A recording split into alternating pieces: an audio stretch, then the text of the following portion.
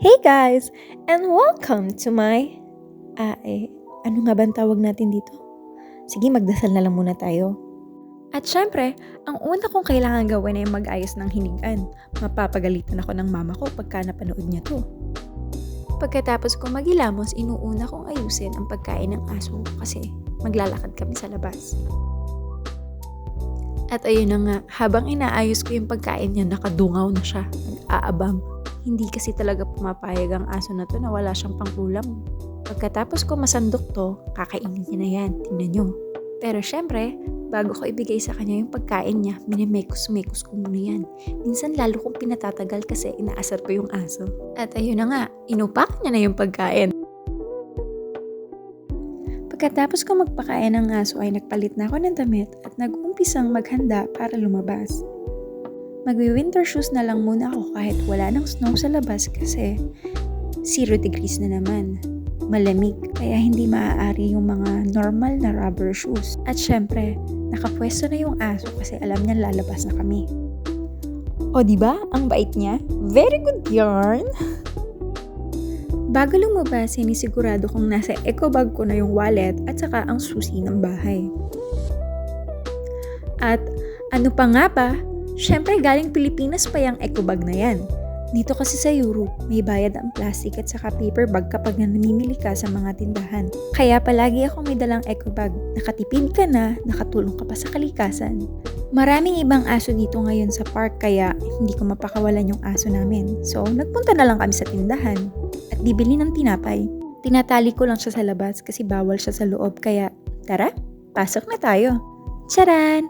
At ayan, nakita ko na nga yung isa kong paboritong tinapay. Maraming pagpipilian dito kapag maaga kasi labas lang to ng university. At ayun, nag-iisa na nga yung garlic bread. Kaya yung chocolate muffin na lang yung kinuha ko. Tapos nagtingin din ako ng pwedeng maiulam mamaya. Liit na convenience store lang to. Kaya ang ending, yung burger patties na lang yung kinuha ko. Yun na lang yung ulam ko mamaya. Sa mga tindahan dito, pwede ka mag-self-checkout or sa cashier. At ayan na nga, bumungad na nga yung bulaklak sa harapan kasi magbo-Women's Day sa susunod na araw. Pagkatapos magbayad, lumabas na nga ako at nag-aantay nga yung aso. O diba, ang bait niya, hindi siya umalis. At pagkatapos ay umuwi na kami ng bahay. Siyempre, kailangan sa tamang tawiran ka tumatuwid. At sa labas nga ng bahay namin ay merong maliit na sandbox. Minsan, puno yan ng mga bata at naku, kapag nakita nila yung aso, talaga namang kinukuyog nila. Isa sa mga task ko ang pagtanggap at pagkolekta ng sulat sa bahay kaya tinignan ko muna yung mailbox namin. Dahil wala pang laman, ibig sabihin hindi pa dumadating yung mailman. Kapag kasi hindi mo personal na nakuha yung sulat, kailangan mo pumunta sa post office. At ayan na nga, pagkarating namin ng bahay, pwede na ako mag-almusal. Una kong hinahanda ang kape at ito nga yung ipinaparis ko sa tinapay na binili natin kanina sa tindahan. At syempre, minimekos-mekos ko yung asukal. Tapos, lalagyan ko siya ng gatas. Naku, ubos na pala yung gatas. Nakalimutan natin bumili kanina. At ayan, kakainin ko na yung muffin na binili natin. Hindi ko alam kung ako lang ba yung ganito kumain. Sa gitna kasi ng muffin na to ay meron chocolate. At ang ginagawa ko, hinahati ko muna siya sa gitna. Una ko kinakain yung ilalim, tapos saka yung ibabaw. Ewan ko ba sa trip ko? Parang batang kumain. Tapos, saw-saw-saw-saw sa kape. Tapos ayun, kain lang. Pagkatapos kumain ay nilalagay ko nga yung pinagkainan sa dishwasher. Opo, dito hindi naguhugas ng plato kasi may machine.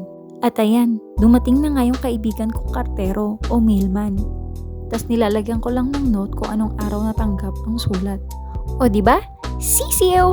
At ayan, oras na nga para magbukas ng computer at tignan kung anong aking task para sa araw na to. Paikot-ikot nga lang ang person at mukhang petiks pero wag ka, marami ang bayarin. Kaya simulan na natin. Inaabot din ako ng ilang oras, pero minsan depende sa task, pag minsan wala. Kaya sobrang saya ko kapag marami akong task na gagawin. Sa wakas, nakatapos na rin. Saka naman ako gumagawa ng gawaing bahay. Ngayong araw na to, pag-vacuum at pag-steam ang gusto kong gawin kasi nga nandito yung aso sa bahay. Every other day ako nagva-vacuum at nagsisteam ng sahig kapag ka narito sa bahay yung aso. Ayoko talaga ng maalikabok yung sahig. Sa Pilipinas, walis ng walis. Pagkatapos noon, nilalaro ko nila yung aso. Kapag ka namimiss ko yung aso ko sa Pilipinas, siya talaga yung pinanggigigilat ko. Ano nanonood din naman ako ng balita sa Pilipinas. Minsan, mga teleserye, lalo na yung Abot Kamay na Pangarap. At saka syempre yung favorite kong vlogger, si Miss Karen Davila. Tuwa kasi ako lagi sa mga interviews niya. Saka very inspiring. At ayan, hindi ko na malayan hapon na pala. Kailangan ko na namang ilakad yung aso. At dahil nakita ko na wala namang ibang aso sa park, ayan, pinakawalan ko na siya. Tuwan-tuwa na naman yan. Umattend kasi ng trade fair sa Berlin, Germany ang tao sa bahay, kaya kami lang dalawa nung aso. Kaya kapag mag-isa ako, nire-request ko talaga na nasa akin yung aso. At least may kasama ako kahit papano. Tas ayun, patikar na ng pagtakbo. Hinayaan ko na kasi hindi nga yan nakatakbo kaninang umaga. Ayun nga lang, paglapit sa'yo ng aso, putik-putik na. Kasi mababa ang temperatura, minsan ma-fog o kaya naman ma-moist o basa-basa ang lupa. Kaya ayun, pagdating sa bahay, nilinisan ko na lang siya kasi nga nakapag-vacuum at steamer na ako ng sahig. So yun na nga, pagkatapos ng lahat ng yun, nag-umpisa na ako magluto ng hapunan. Iba kasi dito ang oras ng pagkain, pero dahil Pilipino ako, may choice ako kung anong oras ko gustong kumain. Kunwari, mahirap na putahe yung niluluto natin, pero itlog lang naman.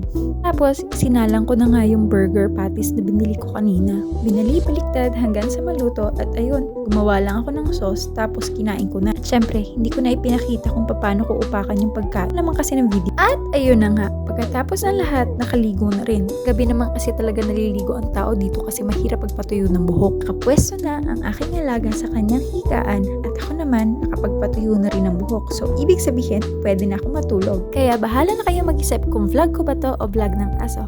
With love, Jaylan.